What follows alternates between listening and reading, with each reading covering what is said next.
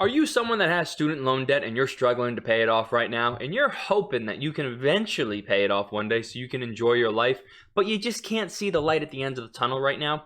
So maybe you're looking for a bailout right now. And I got some news for you because your future president and vice president are floating around the idea of canceling student loan debt. 100% forgiveness. You don't got to worry about it anymore. Sounds pretty good, right? Well, there's a couple roadblocks in the way. First and foremost, Democrats did kind of regain control of the Senate. It's now going to be a 50-50 tie because of the 2 seats they won in the Georgia Senate runoff. So Kamala, I don't know exactly how to pronounce it, so let me know because I got the wrong skin color, which means anytime I mispronounce it, it's on purpose, and it's because I'm a bigot. So you can let me know how to actually pronounce it, but she's basically going to serve as your tiebreaker. So as long as Democrats can stick to their party lines, it looks like they'll be able to get some pretty progressive stuff through, in terms of their agenda. So they're floating around this idea, and again, it might sound really great for you, right? Well, let's kind of walk into a little bit more because I got to provide a little more context. So this was actually taken from an article from a video I did way early on when I started making YouTube videos, but it goes on to say that this was in June of 2019, so a little bit outdated, but the student loan bubble, the student debt, whatever it is you want to frame it as, it was over $1.6 trillion. We're talking about an accumulation of everyone that owed some form of student loans, $1.6 trillion. And the average student would graduate with around $30,000 worth of debt. That's ridiculous, first and foremost. Could you, I can't even imagine graduating and saying, all right, I'm going to get my life going, and you have 30 grand to try and pay back, all while you got to pay rent, you got to pay other bills.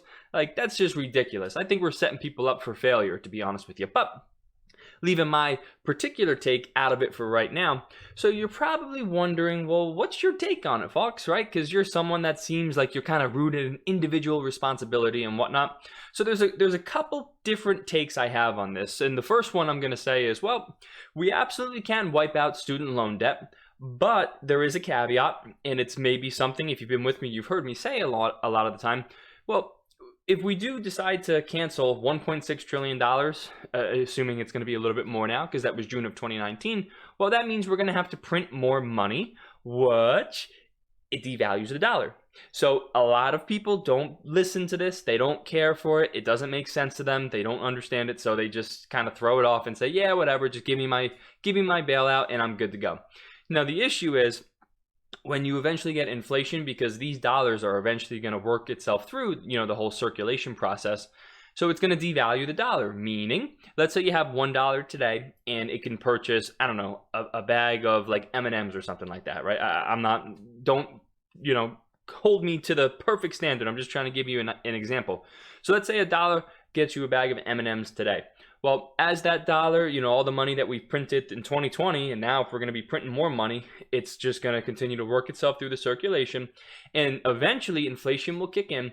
And what you could buy, right, that pack of M&Ms with $1, eventually it's going to be $2. All right, and then maybe $3, and it's just going to keep inflating. The price is going to keep inflating if we keep printing more money. So while this might seem like a short-term fix, long-term it's going to help, or it's going to hurt rather, the very people it's intending to help. Because if you're going to have low-income earners, well, if we keep devaluing the dollar and we don't find a way to increase their wages, they're going to constantly get left behind. So that's kind of the first reason why I'm very much against, bailing out all these student loans.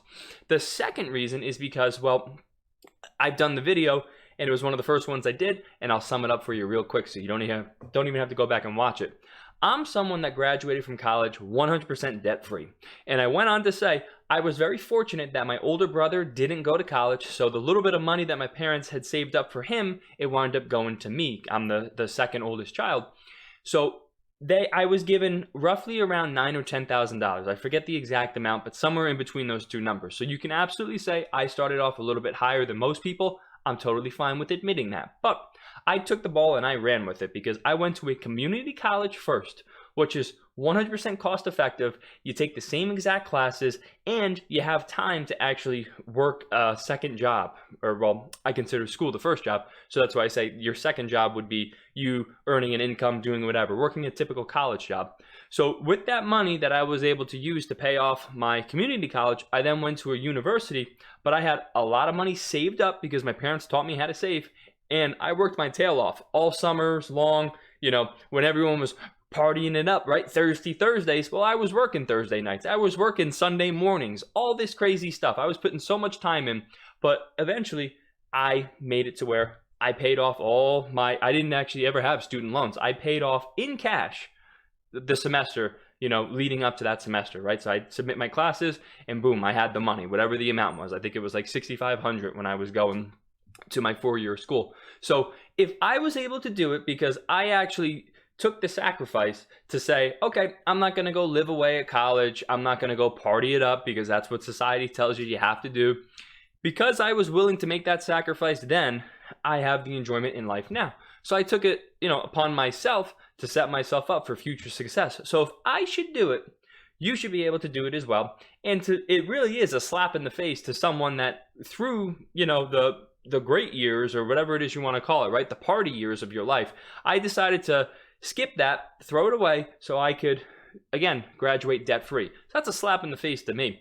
And kind of the last reason I get into why I'm not into bailing out all these people with student loans. And again, I have some good friends of mine that have student loans, and they totally understand why I have this particular position. It's because I said before, and in many other videos, I'm rooted in individual responsibility. So at the end of the day, it comes down to you. If you want to improve your life, it's got to be you that makes the decisions. If you decided to take out those student loans, it's you that has to pay it back. Because we're going to set up this precedent to where we're going to say right now, you're going to have all these Democratic politicians. They're going to say, well, yeah, this is just going to be a one-time thing. We're going to bail out all these students and all the loans, and then we're going to be good to go. That's investing in our future. Well, then you're going to have a future generation of students that are going to see, oh, the government bailed us out. The government bailed out my parents' generation so they could do it to us as well. So you're going to have these students, future students, continue throughout this same process, expecting a government bailout that might never potentially come. So rather than making people now wish for government bailouts, you're taking away the incentive for them to be individually responsible for their own financial actions. And that's just something I think we can set society up for more success if we continue, or if we start preaching individual or personal responsibility. And I'll kind of end with this. The other issue you have with the whole student loan thing is it's government guaranteed loans, which means schools can make it any price that they want. You want to know why? Because the loans that are given out to attend their school are government guaranteed, which means the school is going to get their money no matter what. Okay, so that means they can raise the price to whatever they want.